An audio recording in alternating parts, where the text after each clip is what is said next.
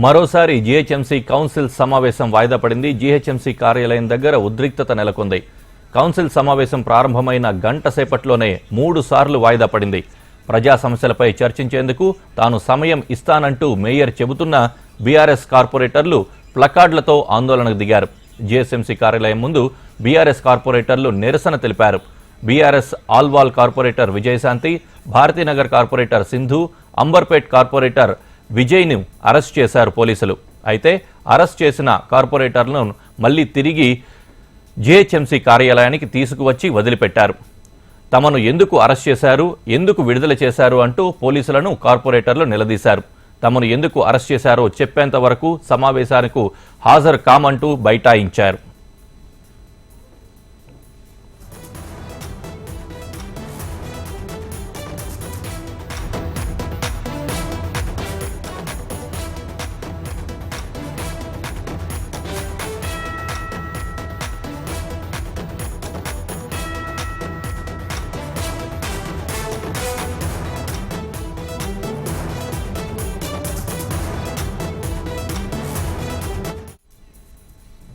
GHMC కార్యాలయం ముందు గందరగోళ పరిస్థితి నెలకొంది.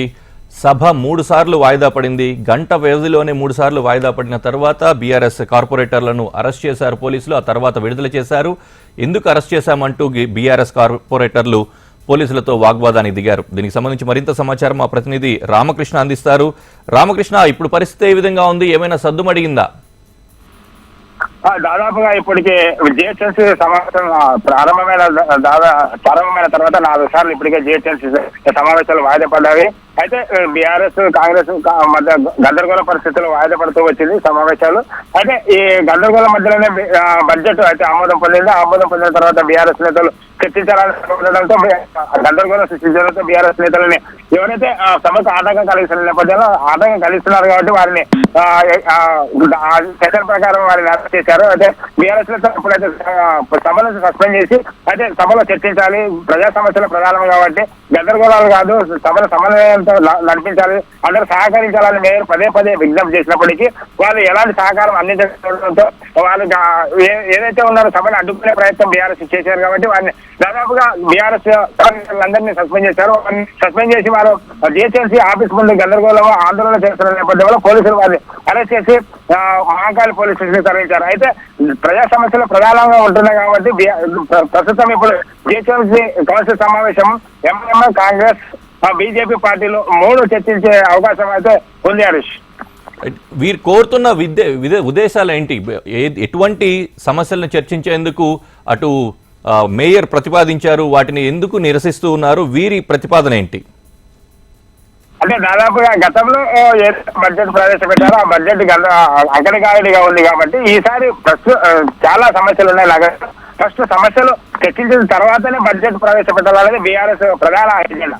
అయితే మేయర్ చెప్తుంది బడ్జెట్ ప్రవేశపెట్టిన ఆమోదం పొందిన తర్వాత ఏవైతే సమస్యలు ఉన్నావో ఆ సమస్యలు అందరూ కలిసి కూర్చొని మంచి వాతావరణంలో మనం చర్చించుకున్నట్లయితే అన్ని సమస్యలు వస్తాయి కాబట్టి ఆ సమస్యలు ఎవరైతే ఉన్నారో ఇక్కడ కమిషన్ ఉన్నారు, డిప్యూటీ కమిషన్ ఉన్నారు, అధికారులు ఉన్నారు, కార్పొరేటర్లు అందరూ ఉన్నారు కాబట్టి ప్రజాప్రతినిధులు ఉన్నారు, ఎమ్మెల్యేలు, ఎంపీలు అందరూ వచ్చారు కాబట్టి వారి మధ్య ఏ నియోజకవర్గాలు ఏ సమస్యలు ఉన్నాయి ఆ సమస్యలను చర్చించడానికి మేము సిద్ధంగా ఉన్నామని ఇటు కాంగ్రెస్ వాళ్ళు మేము చెప్తున్నప్పటికీ వాళ్ళు ముందు బడ్జెట్ కాదు ప్రవేశపెట్టాల్సింది ఏవైతే నగరంలో సమస్యలు ఉన్నారో ఆ సమస్యలను పరిష్కారం చేయాలి, ఆ సమస్యలు మనం చర్చించాలని వాళ్ళు పట్టుబట్టారు. అయితే మేయర్ దానికి అంగీకరించలేదు. బడ్జెట్ గందరగోళం మధ్యనే బడ్జెట్ అయితే ఆమోదించారు. అనంతరం వాళ్ళు గందరగోళం చేయడంతో సభను అడ్డుకోవడంతో వారిని అరెస్ట్ చేసి స్టేషన్కి తరలించారు. అది అయితే బడ్జెట్ అయితే అయిపోయింది, ఆమోదం కూడా తెలిపారు. ఈ తర్వాత బీఆర్ఎస్ శాంతించే అవకాశం ఉందా? చర్చలను కొనసాగించే అవకాశం ఉందా? ఇప్పుడు ప్రెసెంట్ వాళ్ళ స్టాండ్ ఏ విధంగా ఉండే అవకాశం ఉంది?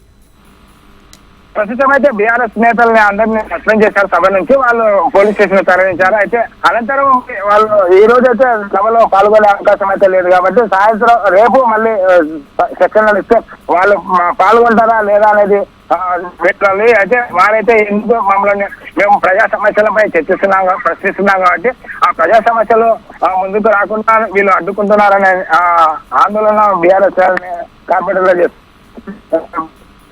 లేవనెత్తామో ఆ సమస్యలు పరిష్కరించాలన్నది వాళ్ళ ప్రధాన ఎజెండా కాబట్టి రేపు ఏ విధంగా వాళ్ళ స్టాండ్ ఉంటున్నారనేది ఇవాళ సాయంత్రం వాళ్ళు చర్చించే అవకాశం ఉంది. Right Ramakrishna, thank you.